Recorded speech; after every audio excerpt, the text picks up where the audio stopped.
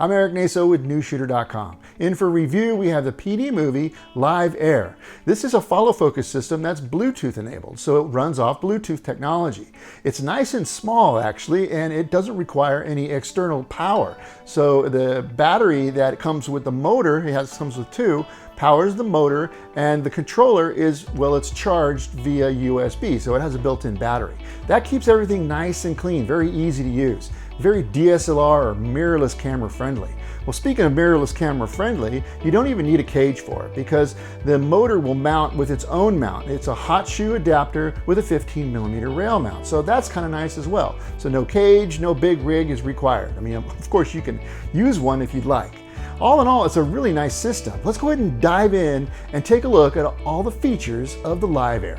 The Live Air kit comes with the PD Movie Motor Mini. It has a 0.8 pitch gear and a permanently attached 15mm rod mount. The rod mount is not removable or adjustable. To power the motor, it uses Canon type LPE12 batteries. You get two. Total runtime is about 4 hours, so with two batteries, you get about 8 hours runtime. Not bad.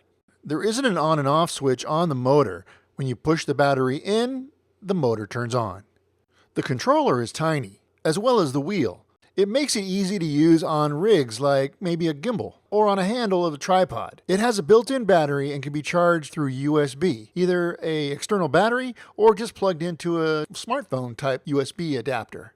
On both the remote and the controller, there are some codes. These codes are for settings. They're pretty darn small, so with my old eyes, I had to use a magnifying glass. Good thing is, in the manual, you have a good description of all the codes. There's not very many, so you don't have to worry about memorizing too much. The motor attaches to a rail. The kit comes with a special rail mount that attaches to a hot shoe.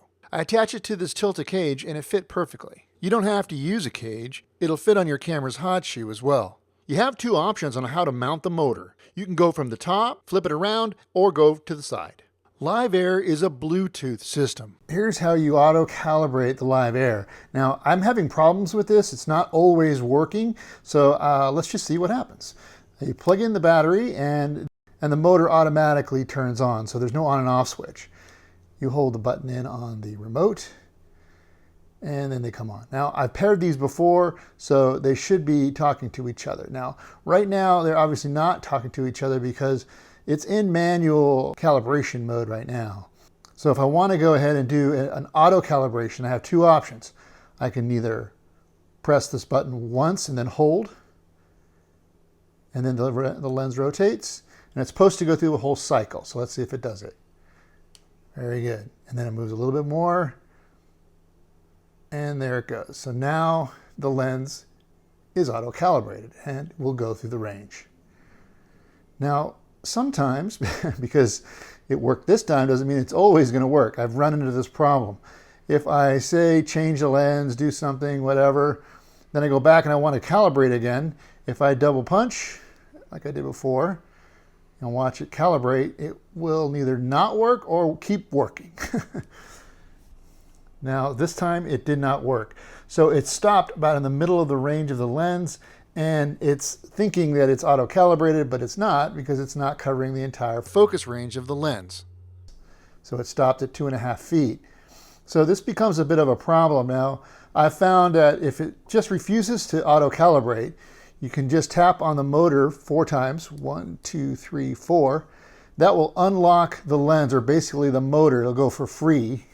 It'll go free, and then you just grab the lens, take it to one end, then you take it to the next end, and then you slightly turn it, and there you go. Now, this procedure is a manual calibration, and you'll do the same thing with a stills lens that doesn't have hard stops. You just have to pay attention to the end of where the infinity focus is and where the end is for basically the closest focus that the lens can go to. So it is an issue that I'm having with the auto calibration, but manual calibration is so easy, I think it'll be okay. Hopefully it can be addressed in a firmware update. With the Tokina Cinema 100mm macro, I was able to get it to manually calibrate, no problem. I was never able to get it to auto-calibrate, and I believe it's due to, well, a glitchy problem with the firmware, as well as the very long throw that this cinema lens has. If you want to set an A-B point, it's very easy to do. Basically what you do is you cue it up. I don't know, let's go to 2 feet. Then you tap the remote control once. That sets the in. And I don't know, let's go to say 4. And let's try to cue that up real close. Tap it again. And now I'm set in that A-B point. So it shouldn't go past 2. And it shouldn't go past 4. And there you go. And you can work in that range. Now, if I quickly turn all the way in the range, it doesn't snap. This is as fast as it goes. So this is how you set an A-B point. Now, if you want to get rid of the A-B point, well, it's very easy. You can only clear all of them by tapping once. Then the lens goes right back to the calibration that was set. Again, you don't have an option to clear one or the other, the A or the B. When you press once, it clears both. If you want to change the rotation of the motor, you tap the button 7 times. You can use the Remote Air app with the Live Air, and it's pretty nice actually. Here you can see I have the Tokina Cinema 100mm macro. I inputted it into the app. I also put all the scale, all the distance scale markers into the app as well. So this is a really nice feature if you want to use the app this way. It also has A/B markers, which is really great.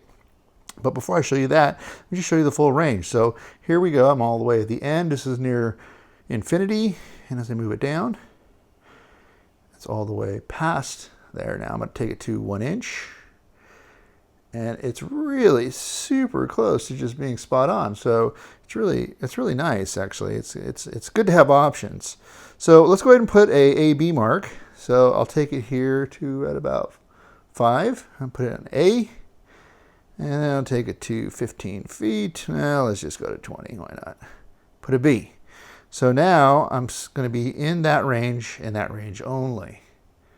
Now, one thing you can do with the app that you can't do with the controller is you can reset one of the hard stops. So I'm going to turn A/B off. I'll just turn A off, and I'll just change it to 15. So now I have that range. I can change B as well in that range. So that's kind of nice. And to clear it, basically just tap on A and B, and you're back to full range. So pretty cool. Nice to have options. Something to keep in mind is having a lens that has a really solid connection to the camera, because when you're using a follow focus of any kind, if the lens has movement, it's going to show up in the pulls. Now, using DSLRs, mirrorless cameras, you're always going to have this problem because that connection is not as solid as a PL mount. You're going to probably have to set the focus first, just a touch, so the lens doesn't pull up and down as you're seeing in that sample. Let's go outside and do a few focus pulls.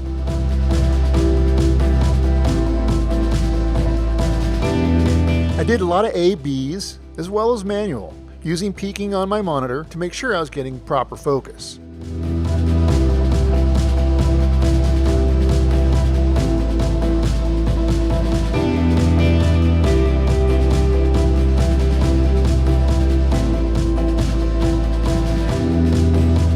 Using the A/B markers actually works quite well. I found it to be very repeatable. The only really downside is, and again I mentioned it earlier, is the way the camera is mounted to the lens. If you have occasion you're using rails, you could have some movement of the lens. That's not really the fault of the follow focus itself, it's more of a setup issue. For the cleanest pulls, I just recommend testing out lenses and mounting systems to make sure it's rock solid.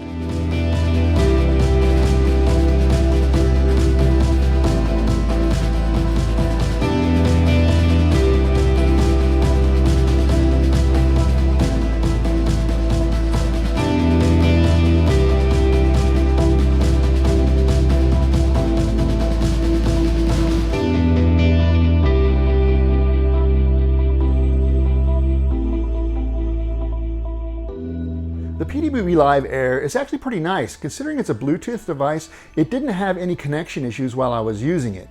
Yes, you're gonna have to have a solid mounted lens on your camera in order to avoid some of that little shifting that goes up and down. Now, this is not really the fault of the actual follow focus itself. It's actually inherent in a lot of different setups. If you're using, say, just a normal manual follow focus, if your lens wobbles, if it's attached to a cage from just the bottom and not multiple points, the camera will move as well. So you're gonna have to deal with that as far as having that lens move up and down as you're changing direction. I recommend that, well, if you're trying to go back and forth, say doing some lines, you're gonna have some problems with that type of a rack focus. But if you're gonna go from one point to another, just make sure that you go a little bit forward and then start your move, and you will not see any kind of bouncing at all. I do like the internal battery on the remote, on the controller. That's nice, it lasts plenty long, and also the batteries in the motor last plenty long. They actually last about the same together, which was about 4 hours, which is plenty of time for me, and it comes with 2 batteries. You can also use a USB battery to use the controller if it starts dying, so that's kind of nice. All in all, I do like the system a lot. I think it's a good value at its price, and well, yeah, not bad at all for a small compact system. All right, well, I'm Eric Nazo for NewsShooter.com. Thanks for watching, and we'll catch you on the next one.